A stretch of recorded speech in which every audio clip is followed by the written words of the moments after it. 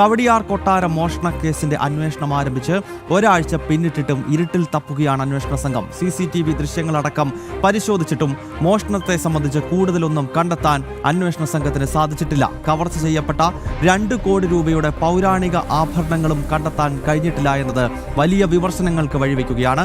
പ്രശാന്ത് ശങ്കരമംഗലത്തുണ്ട് കൂടുതൽ വിശദാംശങ്ങൾ നൽകാൻ. പ്രശാന്ത്, ഈ അന്വേഷണം തുടങ്ങിയ ആഴ്ചകൾ പിന്നിട്ടിട്ടും CCTV ദൃശ്യങ്ങൾ പരിശോധിച്ചിട്ടും ഒന്നും ഒരു എത്തും പിടിയും കെട്ടാത്ത രീതിയിലേക്ക് അന്വേഷണ സംഘത്തിന്റെ അന്വേഷണവും ഇപ്പോൾ മുന്നോട്ട് പോവുകയാണ്. അപ്പോൾ ഇതാണോ വലിയ വിമർശനങ്ങൾക്ക് ഈ ഘട്ടത്തിൽ വഴിവെക്കുന്നത്?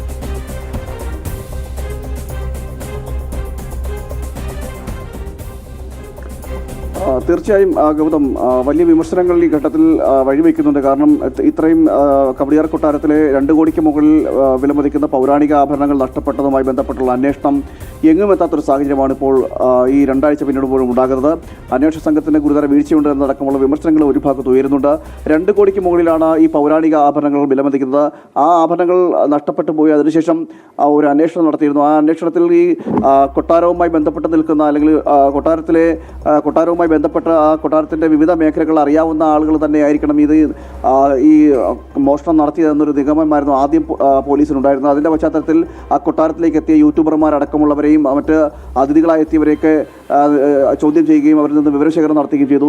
എന്നാൽ ഈ വിവരശേഖരണം നടത്തിയെങ്കിൽ പോലും ഈ മോഷ്ടാവിലേക്ക് എത്തുന്ന തരത്തിലുള്ള യാതൊരു തുമ്പും പോലീസിന് ലഭിച്ചിരുന്നില്ല. മാത്രമല്ല CCTV ഹൈ സെക്യൂരിറ്റി മേഖലയാണ് ഈ കവടിയാർ കൊട്ടാരം എന്ന് പറയുന്നത്. അവിടെ CCTV ദൃശ്യങ്ങളടക്കം പോലീസ് പരിശോധിച്ചെങ്കിൽ പോലും അതിലേക്ക് പ്രതിയിലേക്ക് എത്താൻ ഇതുവരെ കഴിഞ്ഞിട്ടില്ല. എങ്ങനെയാണ് മോഷണം നടന്നത് എന്നതടക്കമുള്ള കാര്യങ്ങളിൽ ഇപ്പോഴും ഒരു ആശങ്ക നിലനിൽക്കുന്നുണ്ട്.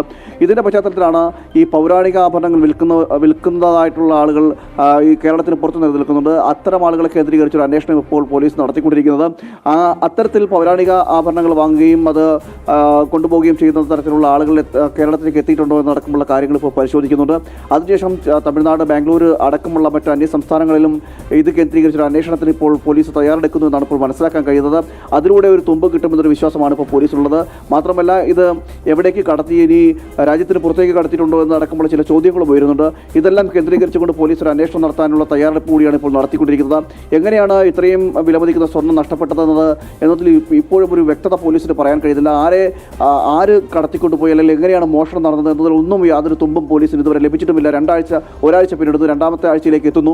ഇപ്പോഴും അനിശ്ചിതത്വം തുടരുകയാണ്. കവടിയാർ കൊട്ടാരത്തിൽ നിന്ന് കഴിഞ്ഞ ആഴ്ചയാണ് മോഷണവുമായി ബന്ധപ്പെട്ടുള്ള അന്വേഷണം ആഴ്ചകൾ പിന്നിടുമ്പോഴും ഇപ്പോഴും അത് മന്ദഗതിയിൽ തന്നെയാണ്.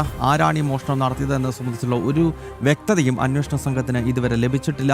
2 കോടി രൂപയുടെ പൗരാണികമായ ആഭരണങ്ങൾ ഉൾപ്പെടെയാണ് നഷ്ടപ്പെട്ടിരിക്കുന്നത്. ഈ പശ്ചാത്തലത്തിൽ വലിയ വിമർശനം ഈ ഘട്ടത്തിൽ അന്വേഷണ സംഘത്തിനെതിരെ ഉയരുകയാണ്. പ്രശാന്ത് ശങ്കരമംഗലത്താണ് വിവരങ്ങളുമായി ചേർത്ത്.